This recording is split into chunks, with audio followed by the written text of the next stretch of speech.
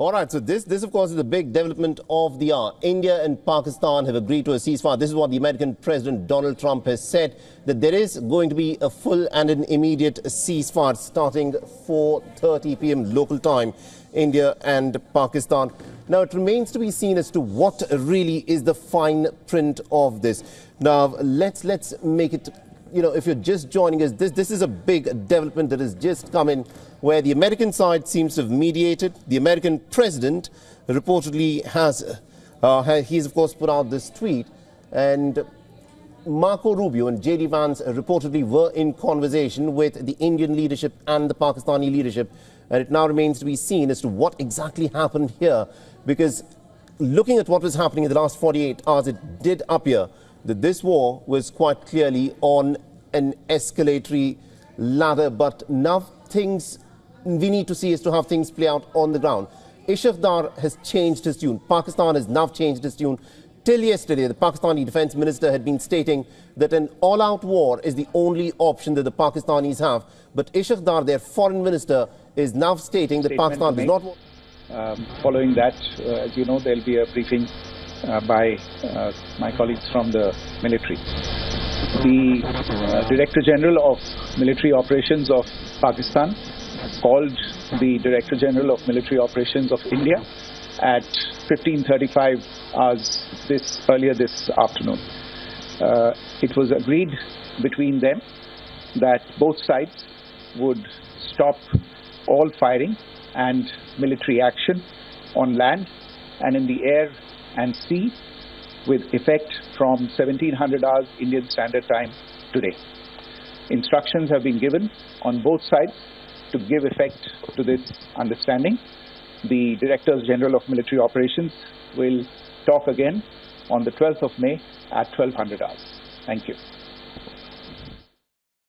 All right, so this is caused the big announcement there. Vikram Misri stating that from 1700 hours Indian Standard Time, in the aftermath of the conversation that was had with the American officials, India and Pakistan have agreed for a ceasefire. And this is big development where the fighting, one assumes, has now come to an end. At 1700 hours, that's roughly about an hour ago, the war that had in fact been escalating, the conflict that had been escalating, there is a ceasefire at this moment that has been agreed upon both by India and Pakistan. We were waiting for that confirmation from the Indian side, and this is the big confirmation. Vikram Misri stating quite clearly that there was a call at 3:58 with the American officials, and it was agreed upon that both India and Pakistan will stop firing. This is something that's come straight out of the blue, because the American position had been fairly ambivalent.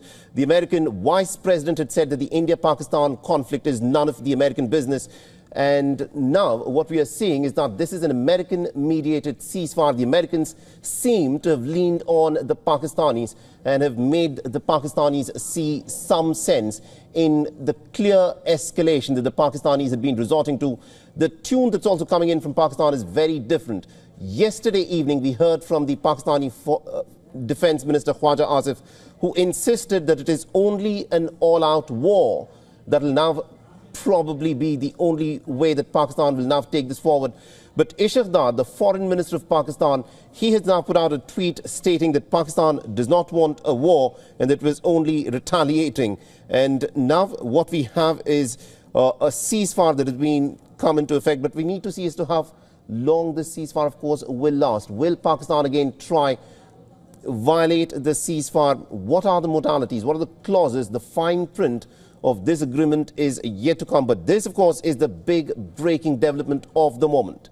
India and Pakistan, through American mediation, have agreed to a ceasefire. The ceasefire has come into effect at 1700 hours. That is 5 p.m. Indian Standard Time. And it is 1800 hours now. So the ceasefire is now in its very first hour, and it has held on for so far. Now, this is a big breaking development. I'll be joined by my colleague Siddhan Sibal in just a bit, who was, of course, there at the presser, and he'll be getting us more details on this. We'll also be getting you some expert opinion on what would have made the Pakistanis see some sense. And let's first listen in again to Vikram Misri. They're announcing that India and Pakistan have both agreed to a ceasefire. Military operations of Pakistan called the Director General of Military Operations of India at 15:35 hours earlier this afternoon. It was agreed between them that both sides would stop all firing and military action on land and in the air and sea with effect from 1700 hours Indian Standard Time today. Instructions have been given on both sides to give effect to this understanding. The Directors General of Military Operations will talk again on the 12th of May at 1200 hours. Thank you. All right, so India and Pakistan have agreed to stop all military action from land, air and sea. And this has come after a long night of talks, is what is being said about. Remember, the tweet by Donald Trump is what has, of course, brought this as a complete bit of a surprise, because no one was expecting that there would be a ceasefire this evening. But what we are now looking at is a situation where the Americans seem to have leaned in on the Pakistanis. A lot of people were even questioning the kind of leverage that the Americans perhaps may have on the Pakistanis, because remember, Pakistan has been slowly but steadily moving away from the American weapons and military hardware. It is using more and more of the Chinese military hardware, which is what it had been using in this war so far. And the fact that the Pakistanis have now agreed for a ceasefire is very interesting. The circumstances and also what has in fact gone behind the scenes in these negotiations is also going to be very, very interesting. The American position earlier had been very ambivalent. The Americans had been saying that this war is none of their business, because in the past, the Americans have used the leverage that they've had on the Pakistanis in terms of the military aid that they send the Pakistanis, in terms of the financial aid that the Americans have backed the Pakistanis with, which is what had made Islamabad be more pliable to American talk and negotiations. And this time round, it is the Americans who seem to have leaned on the Pakistanis to make them see some sense. What was sparked off by that unfortunate and that bizarre statement by General Asim Munir of bringing back the idea of that, the debunked idea and flawed idea of a two-nation theory, which then a week later we witnessed the Pahalgam terror attack, and from then on this conflict had been steadily escalating towards a full-blown war. But what we are now witnessing is a ceasefire which both India and Pakistan have agreed upon. And the ceasefire has been in effect since 1700 hours local time. So India has agreed to a ceasefire. And we are also told that the Pakistani Prime Minister Shahbaz Sharif will be addressing the nation pretty shortly. And India has decided that any future act of terror will, of course, be treated as an act of war. And these are some of the issues that we'll, of course, be talking about, because this is pretty big. India has decided that any future act of war will be considered and will be seen as tantamount to an act of war. And Ambassador Anil Trigunath is back with us. Ambassador, we were just speaking to you a little while back before we heard that statement by Vikram Misri, the Indian Foreign Secretary there. India and Pakistan have agreed to a ceasefire. And what, in your assessment, has resulted in this? What do you think has been said to the Pakistanis that has made to see the Pakistanis some sense?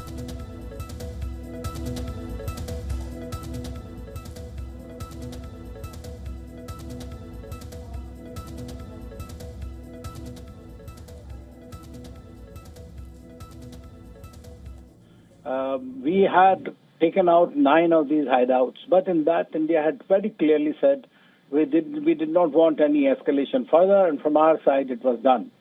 But the Pakistan chose a very different path. It retaliated. It wanted to also further enhance the intensity of the warfare, which has been seen in the last 3-4 days. But they have been totally annihilated as far as the reports are there. So I think that there was, at the same time, of course, India did not want a war. We don't want a war. And the Americans and the whole world has been asking for de-escalation. As you have seen, this morning there was also a statement from the G7.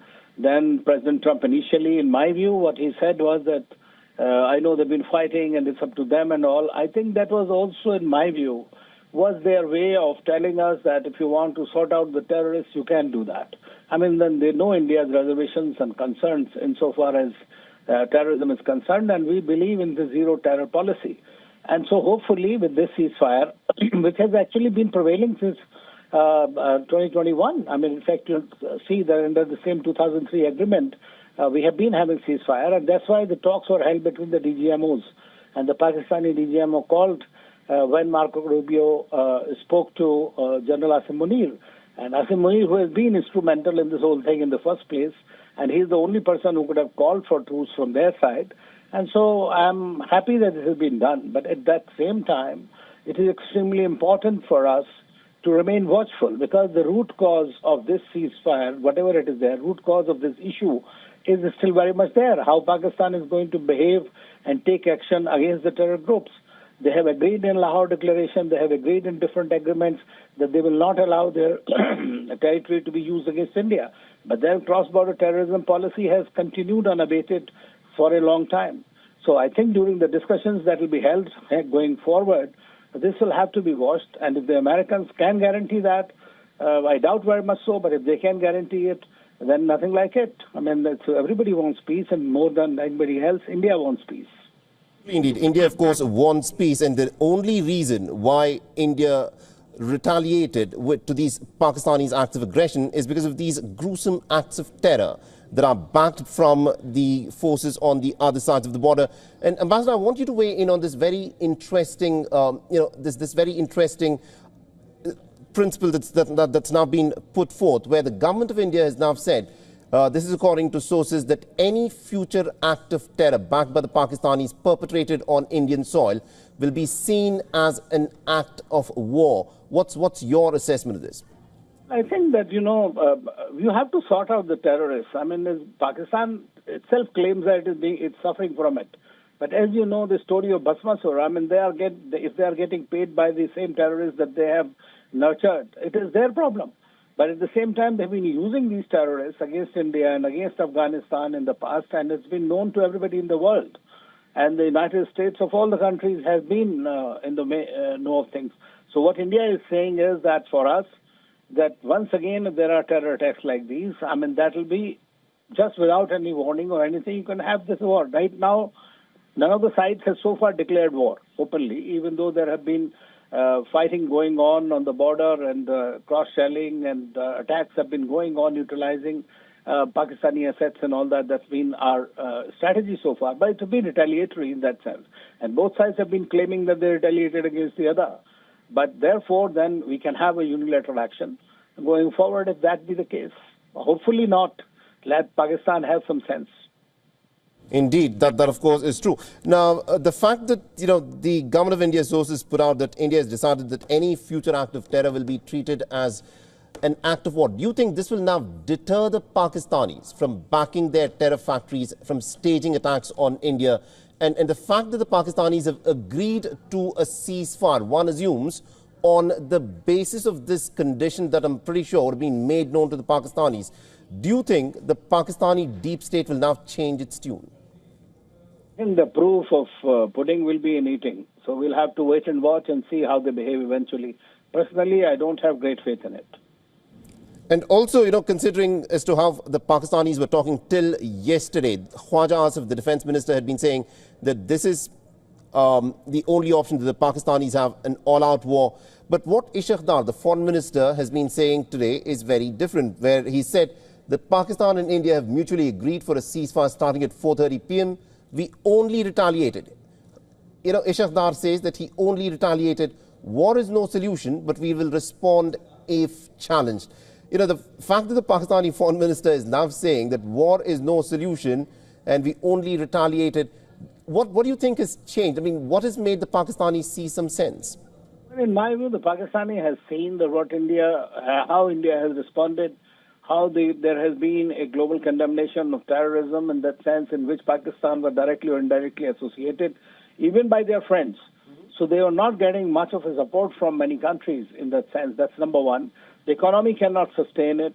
They have seen how India played out at the IMF also, even though we abstained. But at the same time, they do understand that India's heft and a righteous cause, frankly. Pakistan itself claims all the time, whenever we say that you are indulging in terrorism, then they'll go out to the world crying that we are suffering from terrorism. Now, who has created that? I mean, that is something that is there. So that was just a statement. Although, if you remember, that Khwaja Asif also himself had once or twice said that, we are willing to go back if India is going to go back. So there have been signals coming in. But this afternoon, when the talks with the DGMOs, and I think that the decider in this whole thing was Asim Munir, who's basically was talked to by Rubio.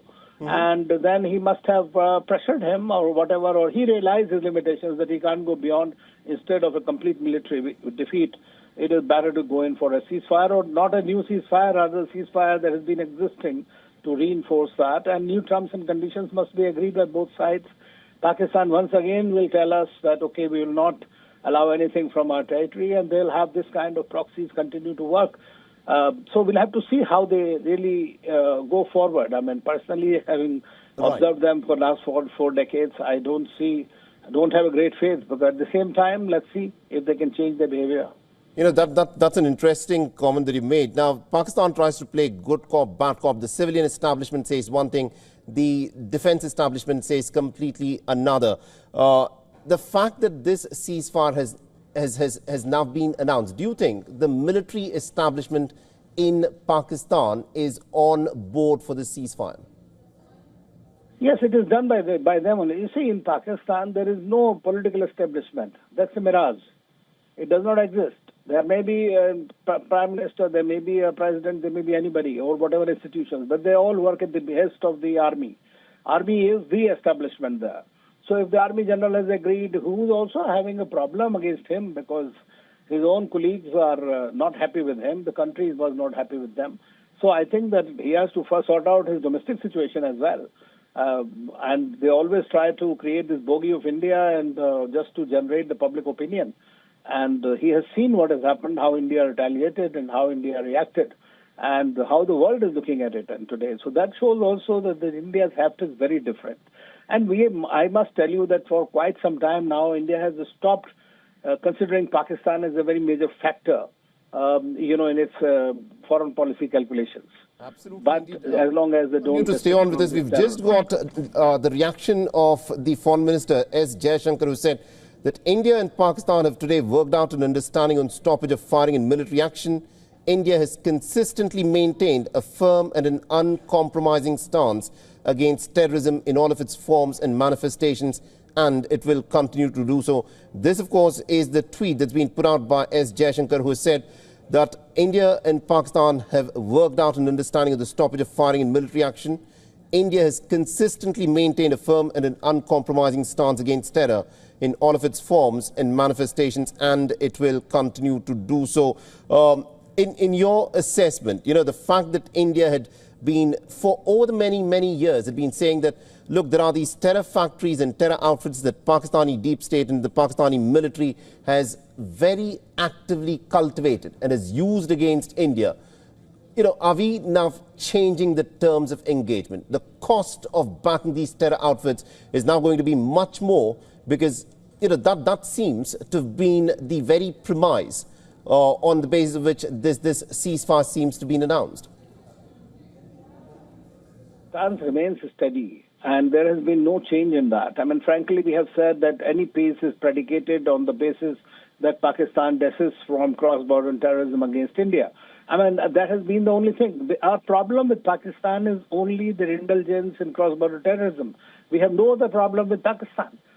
Even on the issue of Kashmir, India had agreed to discuss it at the Foreign Secretary level. But it is Pakistan which always goes back because their justification or existence of their political-military system depends on enmity with India. I mean, that's true. So what can you do about it? I mean, so they have to learn to behave this time. This is hopefully these 3 or 4 days of skirmishes that have taken place across the border have shown them that India's potential is far greater than what they anticipated. Our response is going to be stern.